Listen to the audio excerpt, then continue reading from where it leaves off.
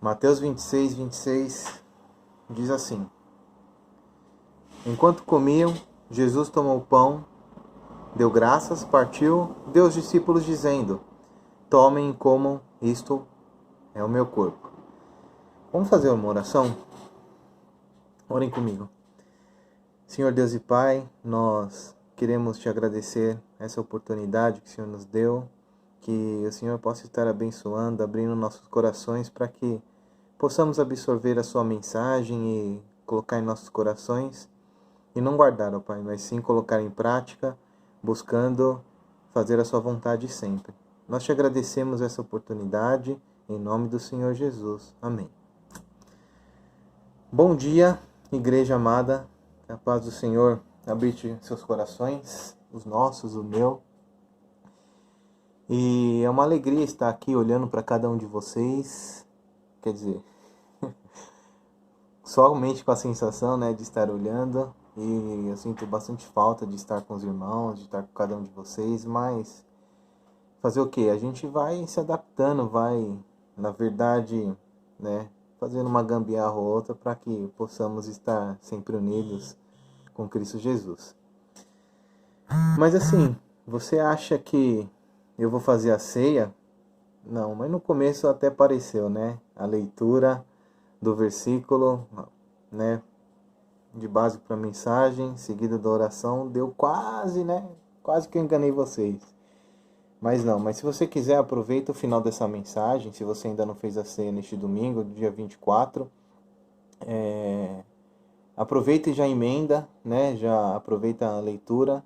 Eu vou finalizar com essa leitura que a gente iniciou, então aí você já pode assumir, fazendo a ceia.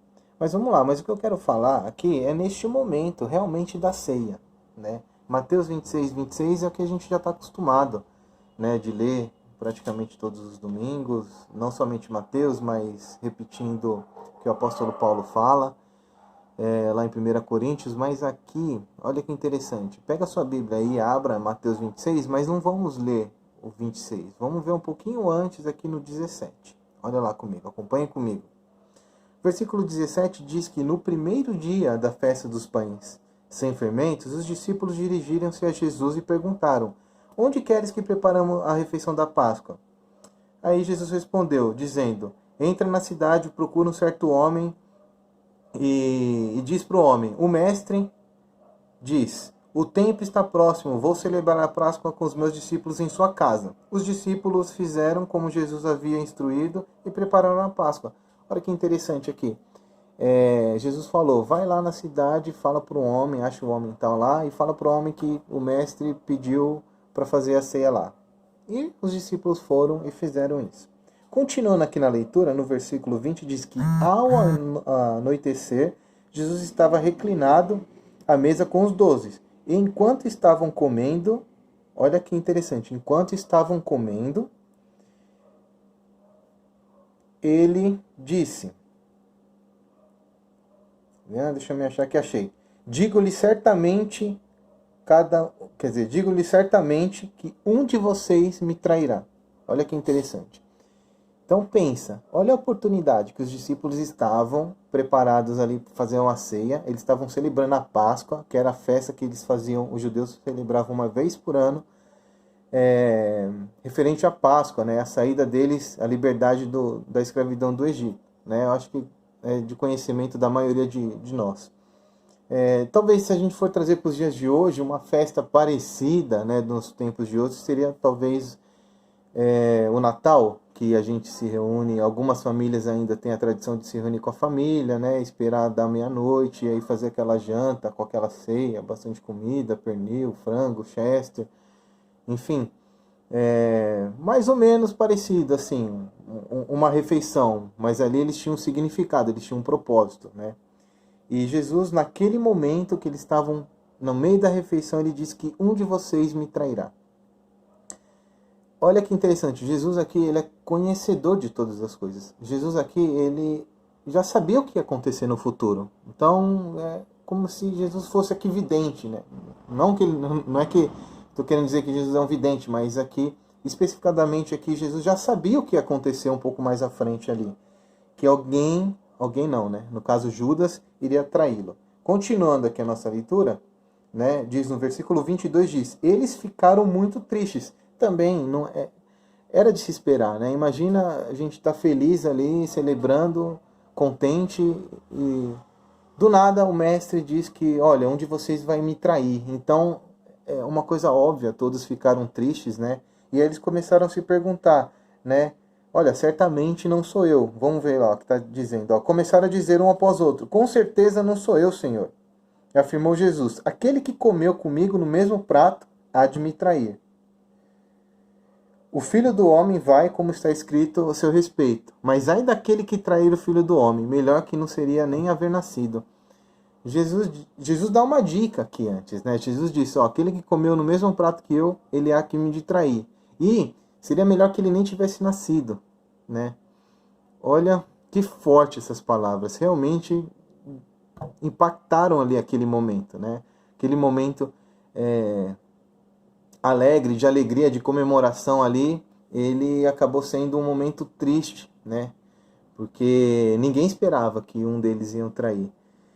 E no versículo 25, né, que é um versículo só antes, né, da nossa leitura que todos conhecemos, né, enquanto comiam, tomou Jesus o pão e partiu Deus discípulos, diz assim no versículo 25, então Judas, que haveria de traí-lo, disse, com certeza não sou eu, mestre. Olha aqui que Judas disse, porque todos estavam falando, certamente não sou eu, Senhor. Não sou eu.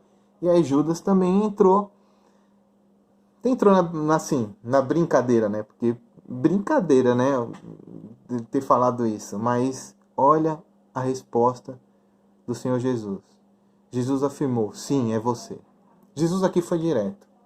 Jesus, ele não rodeou, não deu um jeitinho. Jesus disse, não, é você. É você, Judas. E Judas haveria de trair. Judas ele iria ainda trair, né? Ainda não aconteceu, né? A gente sabe que depois eles saíram por Monte das Oliveiras, e aí foram lá no Getsemane, e aí Jesus foi preso e tal, e ali foi que Judas realmente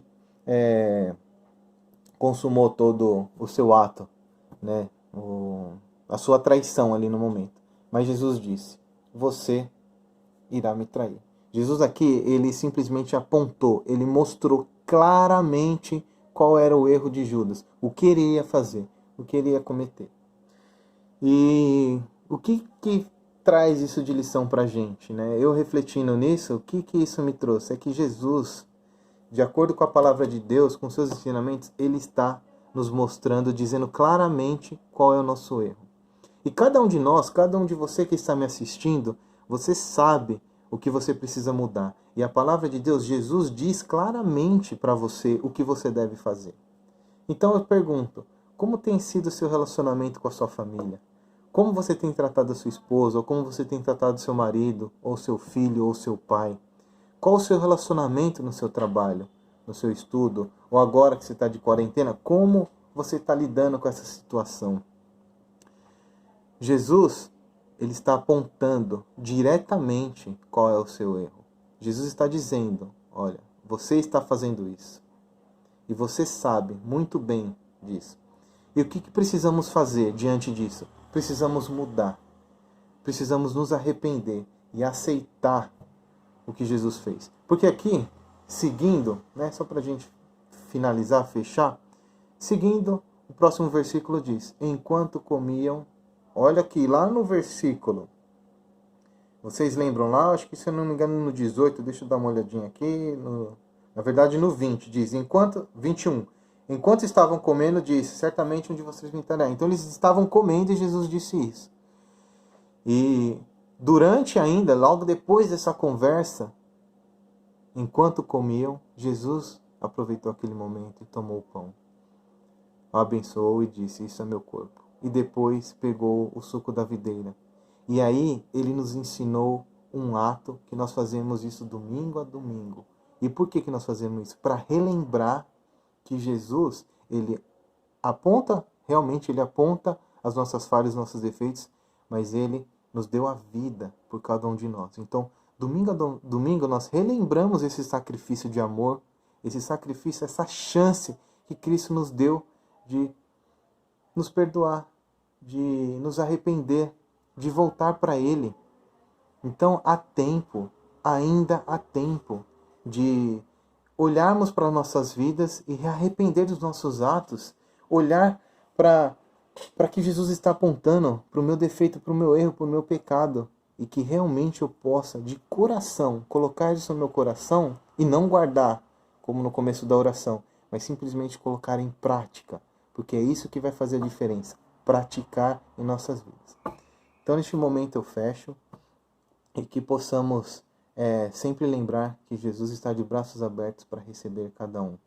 E seguindo, se você não fez a ceia, aproveite o restante da leitura, que é do 26, uma leitura que todos conhecemos, e que possamos, longe, mas juntos, relembrar do sacrifício de Jesus. Que Deus abençoe a cada um de vocês. Um grande abraço e um beijo para cada um dos meus irmãos.